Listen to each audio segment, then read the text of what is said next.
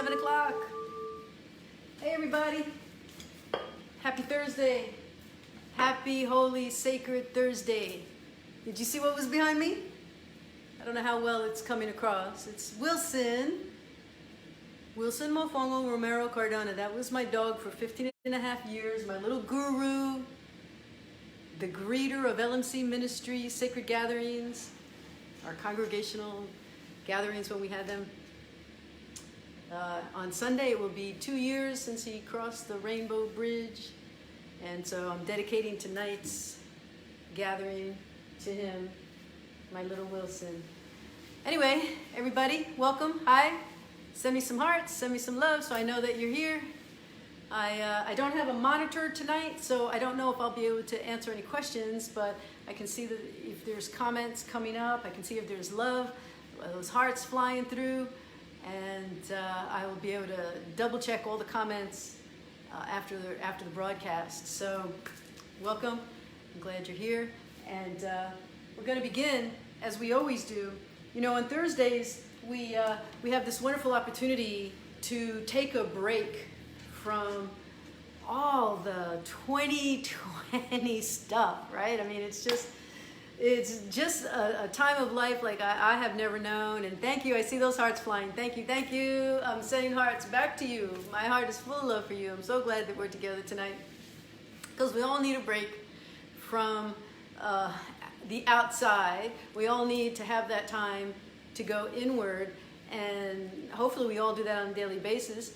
But it's extra special when we can do that with spiritual family, with people together that share the same vision and have the same goals for doing better and being better and praying harder, rising higher, for giving steadily and loving readily, right? Those are our goals as spiritual brothers and sisters on this path. And so when we come together, we want to have that sense of sacredness for the space that we're in, and the fact that we are in each other's presence. So we start, as we always do, with a song of dedication to Spirit, to ourselves, and to one another. Just as we wake up in the morning, we open our eyes and we dedicate this day, every morning, to being of service, to being led and guided by Spirit's voice. And so we listen to the voice of Spirit. And so I will now turn on the song that gives us that opportunity to make that dedication. So take a nice deep breath. Where you are, be centered, grounded, peaceful, and in gratitude for this time together. We sing, "Here's my heart, Lord."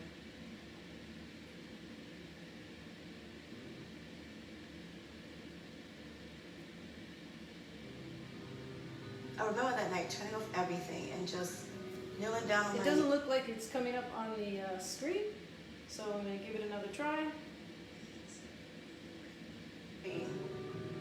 So my prayer went something like this. Okay, go.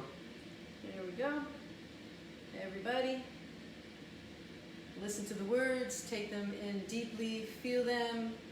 Here's my heart, Lord. Here's my heart, Lord. Here's my heart, Lord. Speak what is true. Here's my heart, Lord. Here's my heart, Lord. Here's my heart, Lord.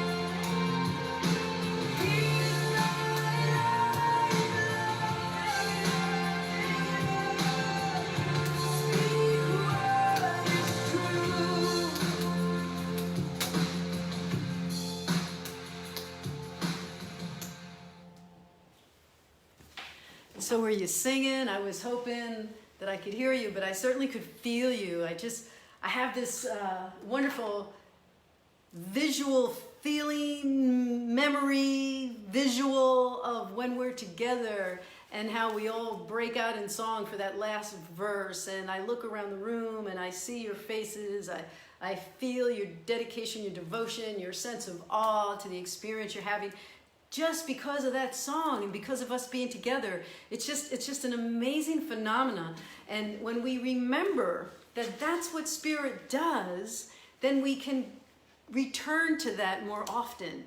Because how easy it is to forget, isn't it? I mean, just going through your day and something trips you up and upsets you, and you forget what that moment of peace and awe felt like. And that's what the Course is reminding us, that at any given time, we can go back to that. We have the memory of it. It's there. We just felt it. Didn't you just feel it? Send me some hearts if you felt it. I know you did, because I was singing over there and forgot to come over here to encourage you to sing, but I'm sure you were singing anyway. I was like really into it, because I know that you're there and I know what we have together, and it's just so wonderful.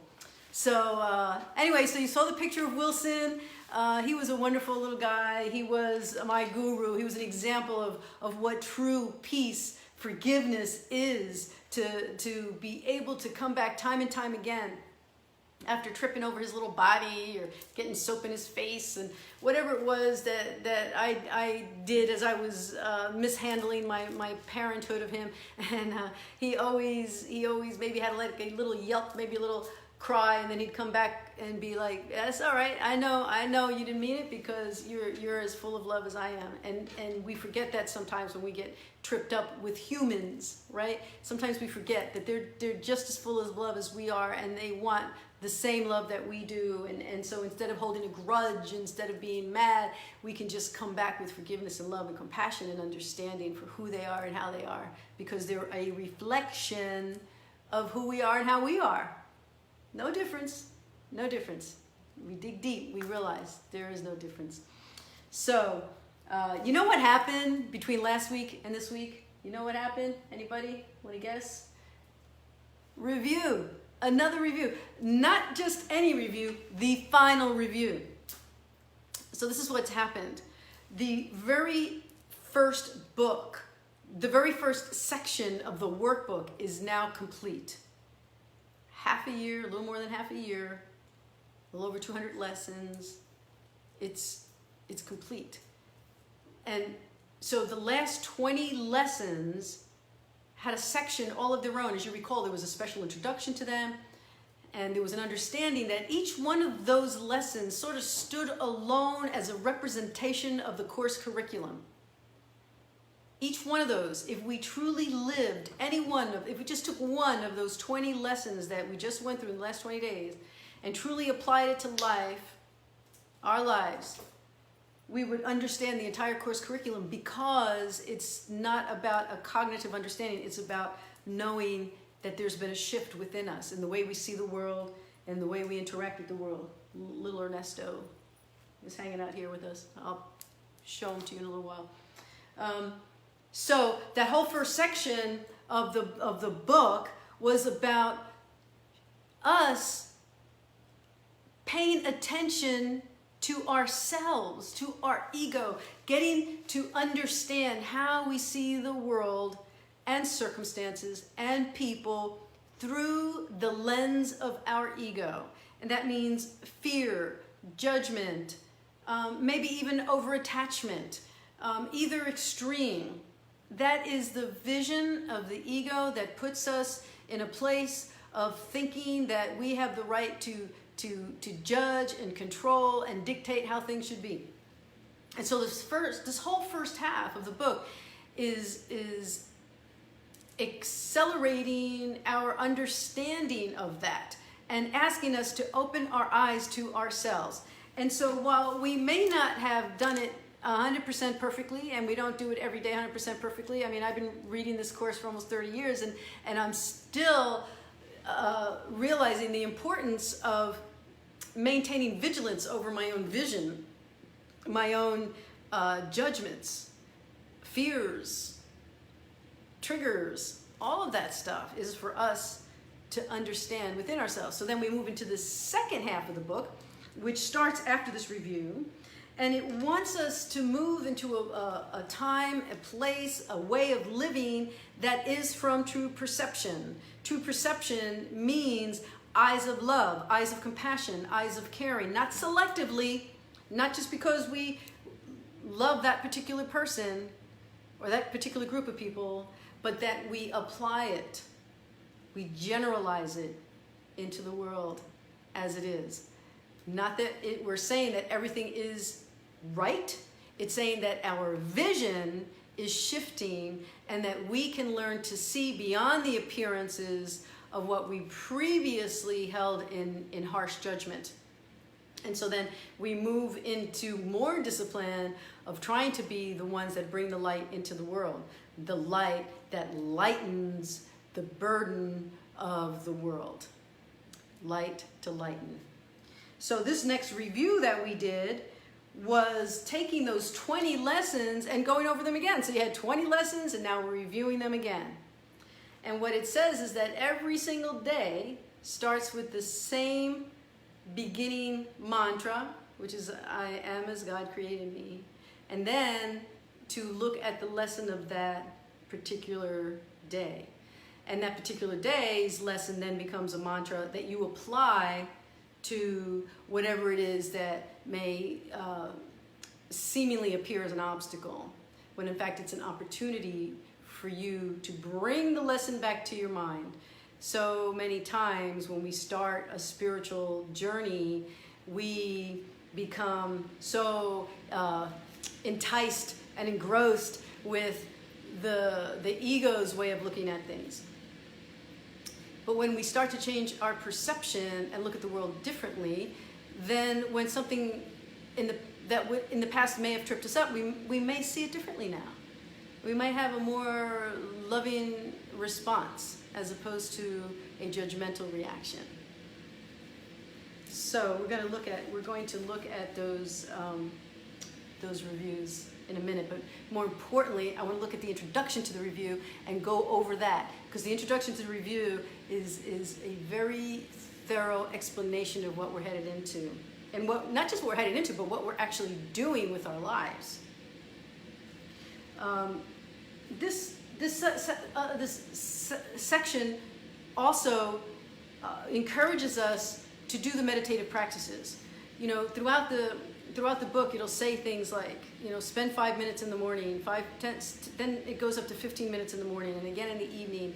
And now it's telling us to reflect more often in the morning, in the evening, on the hour, and in between, so that it becomes such a habit of a new way of thinking and a new way of seeing, that it becomes natural to bring a new perspective into things as they occur, as opposed to thinking about it after the fact and thinking, oh, I could have said something different, I could have done something different, I could have thought about that differently. It's shifting us. It's shifting us into a new way of being, a new way of thinking, and a new way of seeing the world. So it does rely heavily on our dedication to doing meditative practices. And once we're together again, we're going to be doing more meditative practices. I think it would be easier in person than it is while you're each in your own homes. The energy of togetherness is very encouraging, and it's easier to get lulled into a deep meditation. But while you're on your own, when you look at your lesson, and we're going to go over the introduction now, when you look at your lesson, it is very clearly spelled out. It's not about being in a particular position or being in a particular type of chair, having any kind of music. It's just telling you to take that time away from the world, away from the chitter-chatter of your mind, and getting focused on your connection with Spirit. It even says that words mean little now. Here's the interesting thing. A few weeks ago, we were talking about calling out the name of God. And in meditation, in a meditative practice according to the Course, calling out the name of God is a beginning. It's like saying, join me, help me move into this place of quiet, into this place of connection. And then when we get to that place of connection, it's a visceral experience. It's something that happens within us. It's not about the words that are whirling around in our minds. It's about the experience we have in our heart and the sense of connection that we have. And so words become less important. And it's so hard to explain, isn't it? It's like saying that you really like somebody, right? And you tell that person that you're attracted, and they say they're attracted, and then you say, oh, well, let's go out, and you talk about your attraction. But that's different than the first kiss, right? I mean, the first kiss is like, oh, we're not just talking about it anymore. Now we're moving into this place of really feeling our connection. And we can apply that to anything, right? You can apply that to, talking about somebody went to another country and now they're talking about some delicious food that they tried while they were there, and they're telling you about it, and you can just talk about it, but then you take that bite because they brought you some, they smuggled them in, and they brought you a piece of that pastry, and you're like, oh, yeah, now, it's the experience of something as opposed to the conversation about something. So it's the same thing with calling out the name of God and calling God into the joining with you of the meditative experience, and then going into the experience without words. That's not the easiest thing for those of us who have busy minds, right? Most of us do. We have a lot of chitter-chatter going on in our head, and the Course just encourages us to do the best we can, to do some breathing, to do some settling in.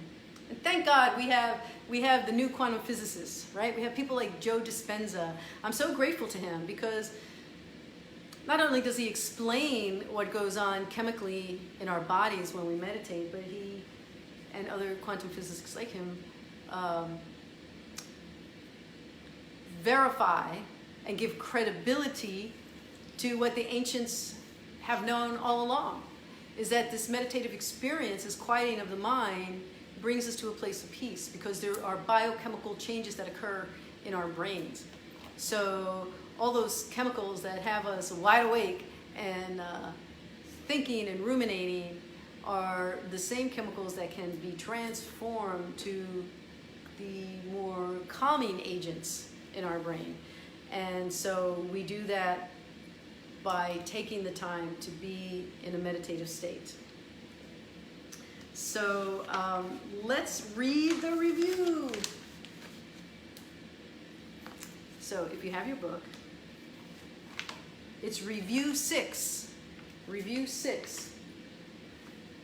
Workbook for students, FIP edition, the blue book.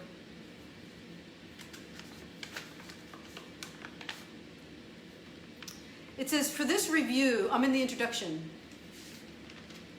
You guys with me? I don't see any. I'm trying to get some commentary. Okay, so I can receive commentary on my iPad, but I'm not gonna be looking at it too often because I really want to just focus on the lesson. So every now and then, just hit the hearts, so I know you're there, and I'll be leading you through this section of the introduction. It says, for this review, we take but one idea each day and practice it as often as possible. Beside the time you give morning and evening, which should not be less than 15 minutes, they're being very clear now about a specific routine. And the hourly remembrances you make throughout the day, and use the idea as often as you can between them. So it's like, let's say you just have a favorite one, right? I can see peace, right? I can see peace.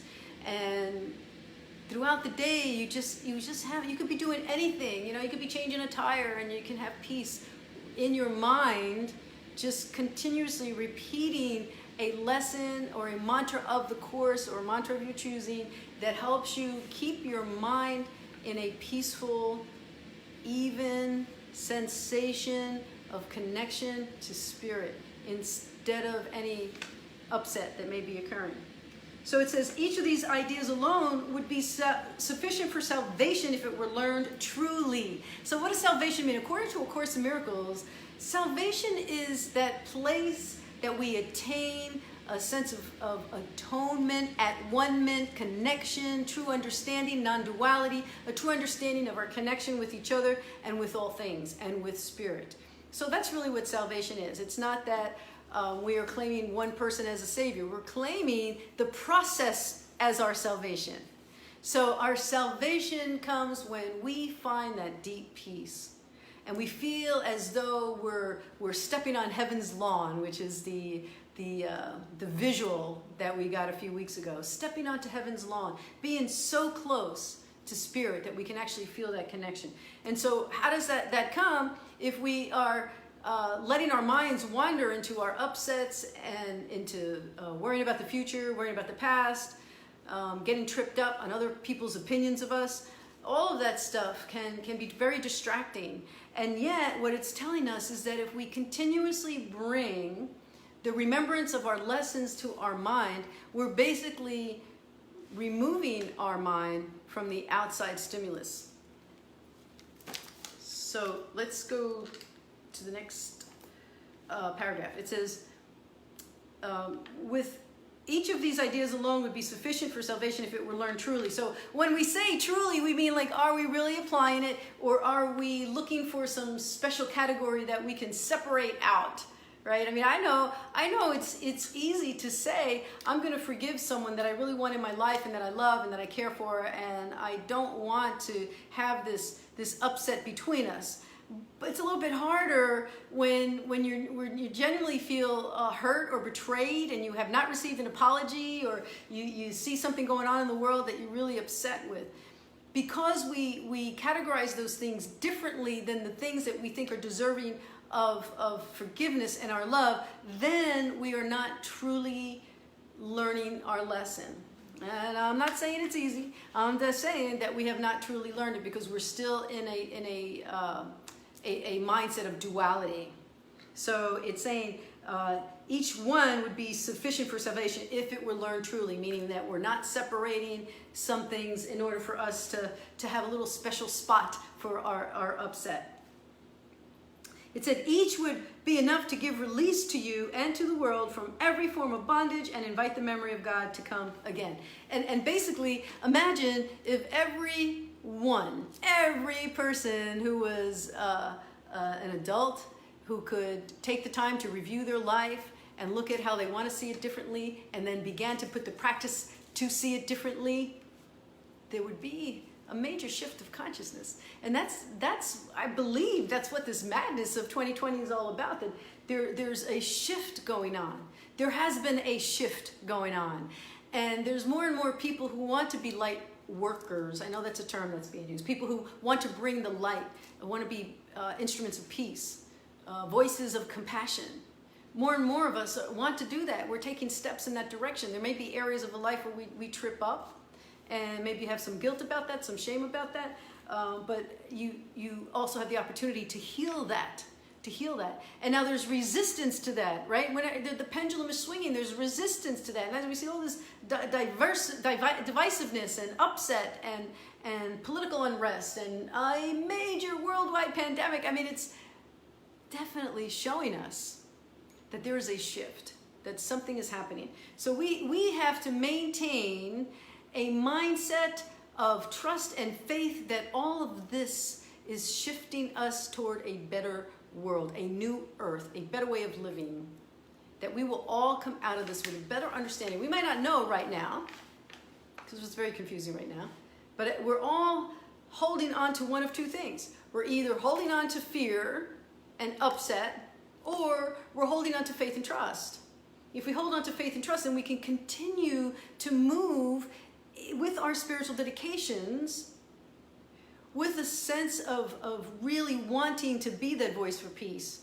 Because if not, if we get tripped up in our upset and our fear and other people's political opinions and the commentary on Facebook or whatever, we get tripped up in that, then it's a block. It's a block to love. We are allowing those blocks to love. So it says, with this in mind, we start our practice in which we carefully review the thoughts the Holy Spirit has bestowed on us in our last 20 lessons. So we had 20 lessons, now we're going to review 20 lessons. Those 20 lessons were all Course in Miracles commentary. There are ways to know the Course. Again, it says, each contains the whole curriculum if understood, practiced, accepted, and applied. understood, practiced, accepted, and applied. It's going to be hard to apply something that you have not yet accepted. Right? If there's a part of you, there's a part of your mind that knows that if you work out every day, it's going to help you feel stronger. It's going to make your body stronger, right? So, but even if you did yoga or jumped a trampoline or took a walk every day, you can know that intellectually, and then you can accept that, yeah, that's what I need to do. But until you actually do it, nothing's going to change. So we're practicing, understanding, we're accepting, and we're applying.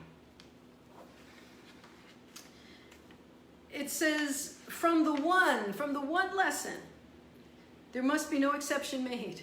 Again, no exception. It's hard because we want to make our little bitty exceptions. The practice sessions, like all reviews, are centered around a central theme in which we start each lesson. It is to say, I am not a body, I am free, for I am as God created me.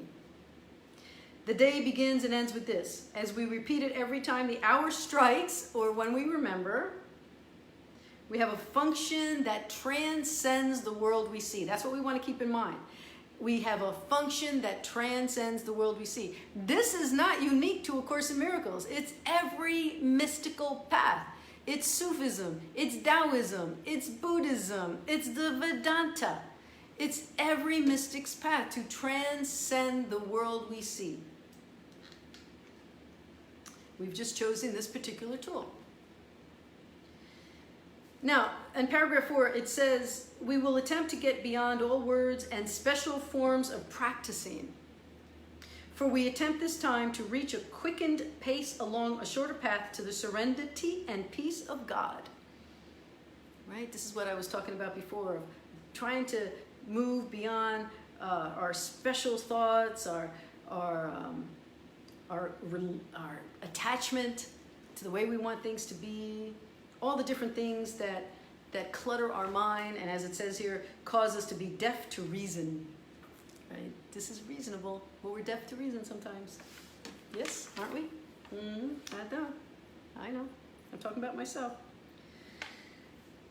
It says we merely close our eyes and then forget all we thought we knew. Just be in a sense of freedom to open your mind to what else may be there for you to know.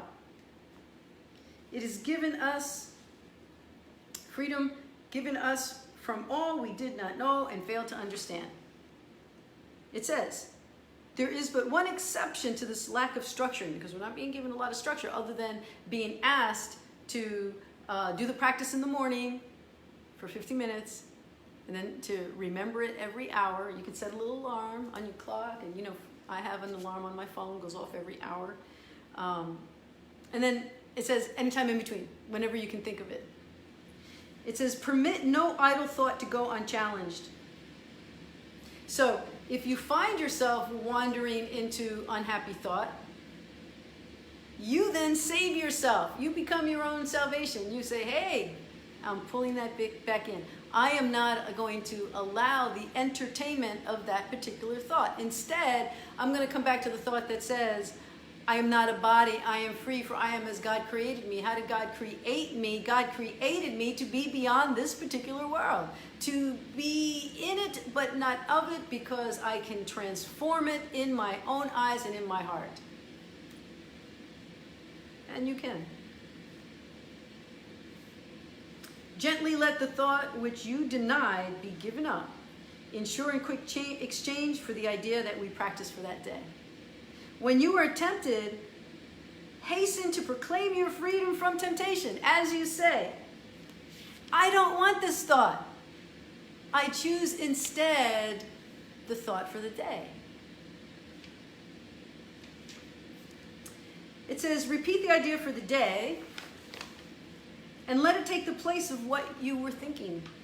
Beyond such special applications of this day's idea, we will add a few formal expressions or specific thoughts to aid in practicing.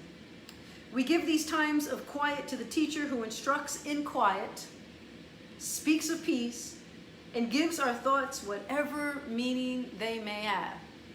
You know, so now you're developing a relationship with this higher holy self. I place him in charge and let him teach you what to do, what to say, and what to think each time you turn to him. It will not fail to be available to you each time you call to him to help you. And let me tell you, I know this is true because oftentimes on Thursdays, all right, this is a little confession. Oftentimes on Thursdays, I have no idea what I'm going to say to you. I sometimes make notes during the week. I'll be like, oh, that might be good to talk about. And I have this little piece of paper. Sometimes I lose the paper. Sometimes I come to the afternoon and I'm still not sure. And what is on the little piece of paper feels like, no, that's not it. And then it just suddenly something happens. I go into my office, I close the door, I ask for guidance, and it's just, I'm telling you, it's a phenomenon. I've put it to the test. It works. I come to you with what I'm led to give to you. Believe me, I don't spend a lot of time in my own agenda trying to force it onto spirit, because there's a lot of things on those little pieces of paper. They may come up another time, but they're not coming up tonight. I had like 4 different things. They're not here.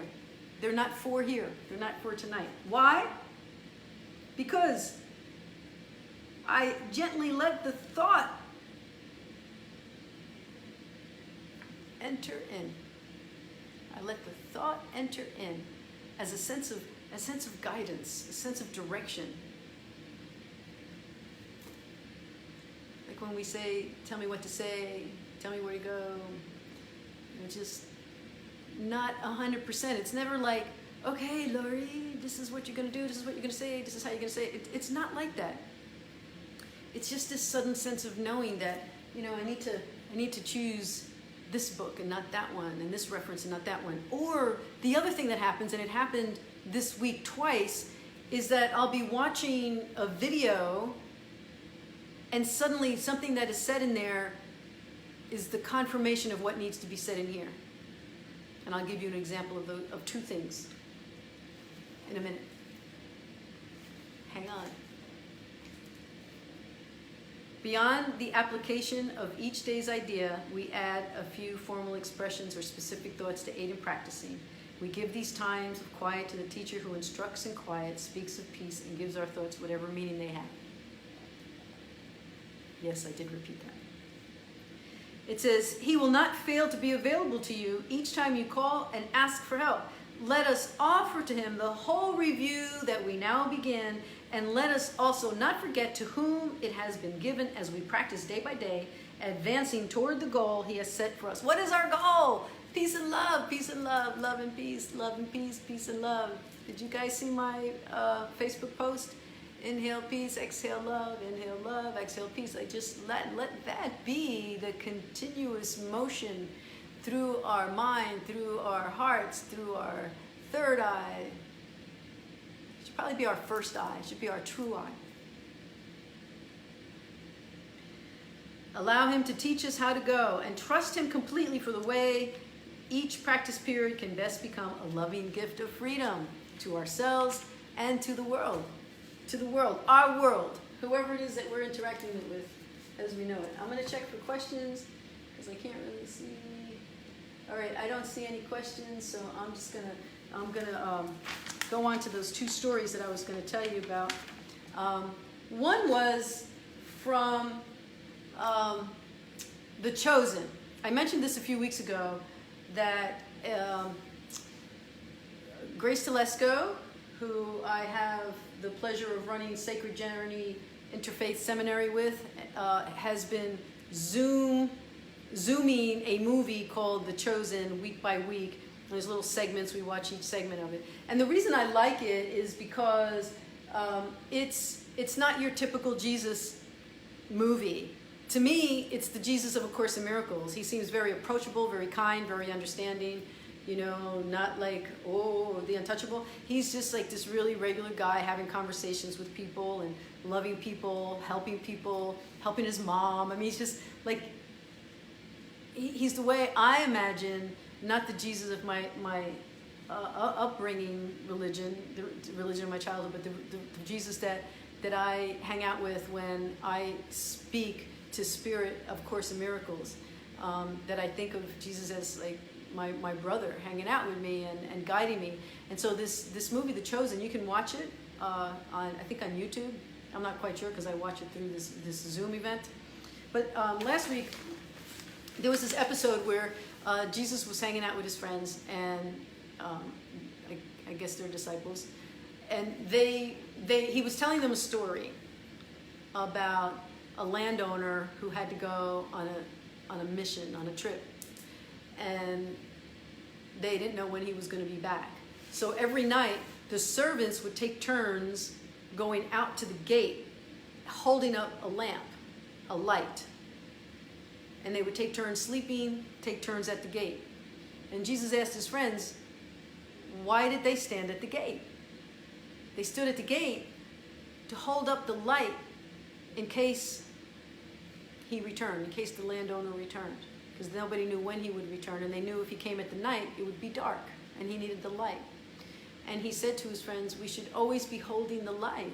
We should always be holding the light because we need to be ready to give that light, to extend that light, because we don't know what's coming toward us, what experience is coming our way, what situation needs our light. And so we should just always have the light ready.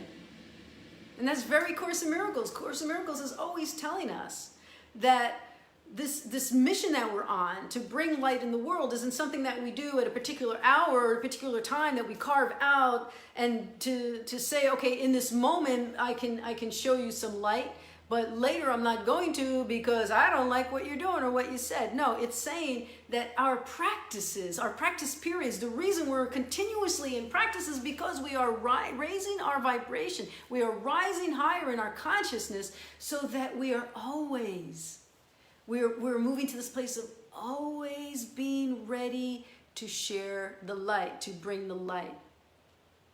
Then I heard this woman was talking, and it's interesting, she's a psychologist, had nothing to do with religion at all. I've never heard her ever make any spiritual references. Her name is Dr. Ramani, and she's an expert on different types of relationship dynamics.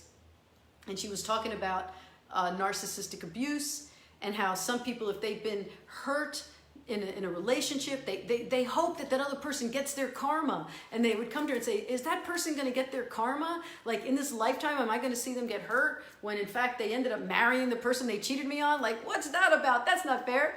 And it just so happens, she said that she was raised in the Hindu religion, and so she was very familiar with karma, and she was saying that karma isn't about cause and effect in the moment, or even cause and effect in the lifetime. Like, we don't know if someone is going to get karmic retribution for their unkind actions.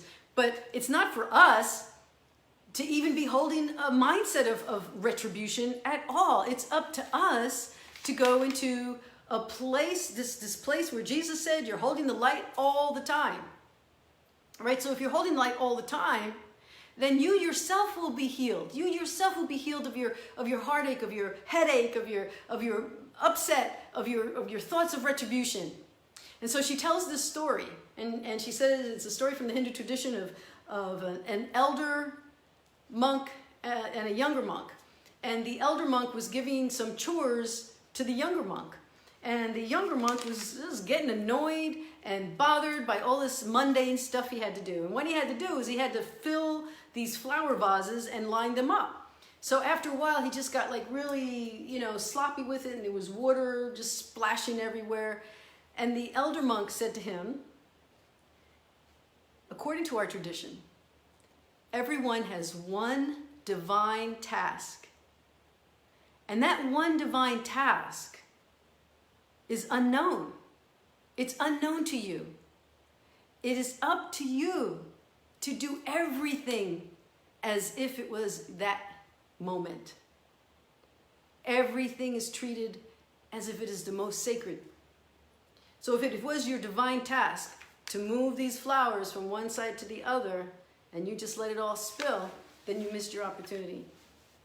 And so her point was that if we treat everything as sacred, as everything as an opportunity to bring light, to hold the light, to remember the light, and to be the light, then we don't have to stop and think about it.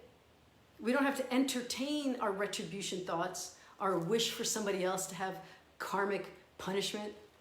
That's not up to us. That's their life. That's their soul. We've got to stay out of anybody else's soul's purpose. Our purpose is to bring the light, to be the salvation of our own selves.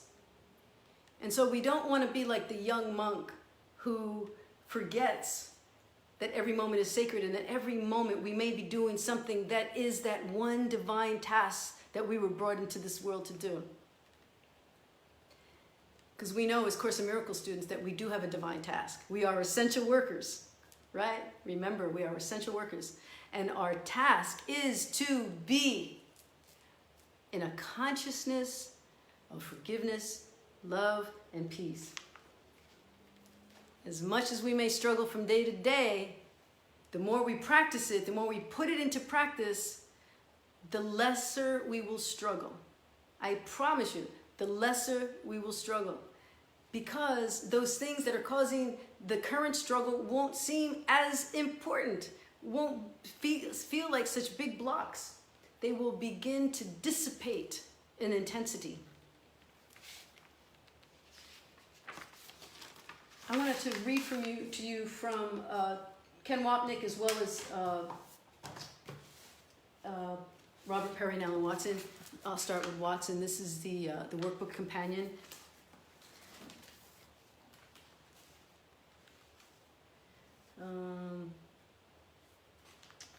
Let's see. He says, close your eyes. This is when he's talking about how to apply the practice periods. Close your eyes and relinquish all mental clutter and beliefs you have about yourself and the world. Hold your mind in readiness to receive the experience of God. Do not repeat words. Simply wait for that experience to dawn, just to happen. Holding your mind still and expectant without the aid of verbalizing. Rather than relying on words, rely on the Holy Spirit. This is also part of the quantum physics that Joe Dispenza talks about. When you quiet your mind, you shift the chemistry of your mind, of your brain. If a wandering thought intrudes, which will no doubt happen regularly, immediately respond with, I do not want this thought. I do not want this thought. Right? The Course also told us that. Just a reminder. It's just a reminder that everything we do, we're doing with intention and dedication to our ultimate goal. We're not doing anything that is contrary to your sense of safety in the world. Because some people think like, oh, well, if I do that, people will walk all over me, I'll be treated poor. No, you're always safe. In your defenselessness, your safety lies. You're always safe. No one can truly hurt the spiritual warrior that attains a place of peace, a centered, grounded place of peace, regardless of circumstances. So that's why we're trying to get there. It's a wise selfishness to bring ourselves higher and higher in consciousness. And now, finally, a remark from Ken Wapnick. This is also commentary. Thank you, Lisa and Paul, for this. I love this book, this whole series of books. He says here, Jesus reminds us, as we see in these later lessons, the content is crucial, not the form. Thus, it is not the words or concepts that are important, nor the specific exercises of the lesson, but where they lead us and what they reflect. So we're moving into a goal of higher consciousness, and so we're allowing this time of practice to take us there. Just like when you're getting up in the morning to jump on your trampoline, right?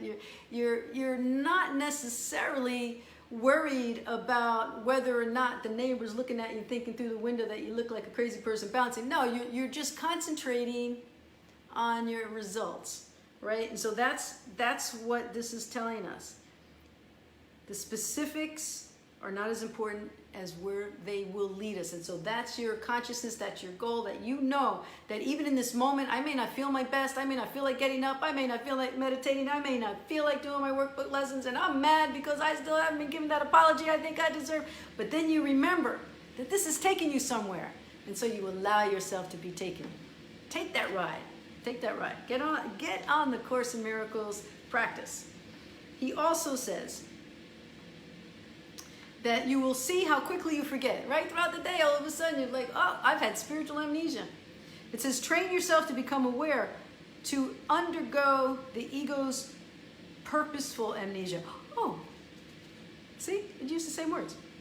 Train yourself to become aware, to undo the ego's purposeful amnesia. We realize that holding on to a grievance or indulging in specialness, though not sinful, will not make you happy and certainly will not bring us to the peace of God. We want the peace of God. I want you to have the peace of God. I want to have the peace of God. Let's all work toward having the peace of God by putting ourselves in a place of dedication and commitment to our spiritual practices. And here we are together. We're here together because we know how important this is. And we're going to wrap up this time together tonight with a remembering of the importance of this spiritual life, this dedication. Remember, pray harder, rise harder, forgive readily, love steadily. Those are the things that will be your motivation to get this work done. Because the better you feel about this connection that you have with Spirit, the better you'll feel in your heart, the better you'll feel in your mind, and the easier it will be for you to interact with the world as it is, that world, as it is. In spite of it. So take a moment to relax. I want you to listen to the song. I think you're going to like it. This is going to be our end song, and hang out for the end prayer. And as you know, there's a moment of technology that has to take place here. As we move to this next one. This is called Together for King and Country. That's the name of the group. This is the song.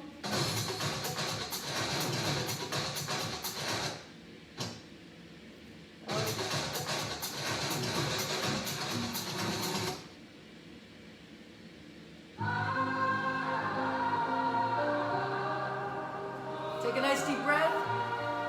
Hand on your heart. Listen. This is for the busted hearts.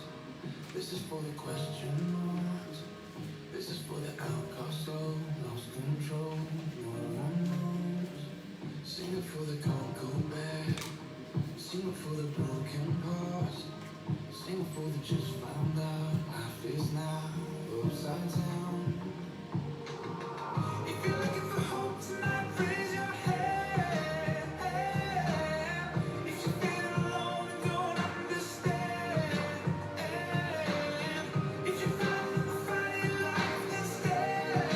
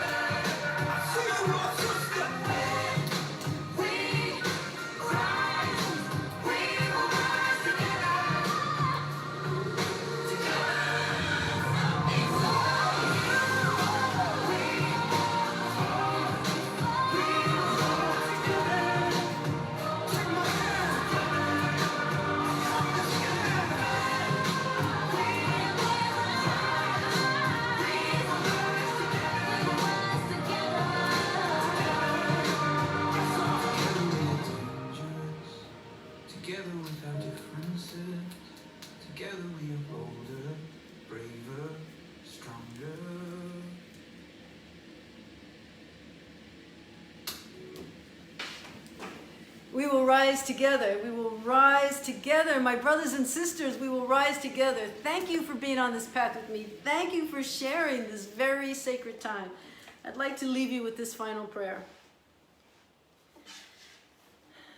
Deep breath.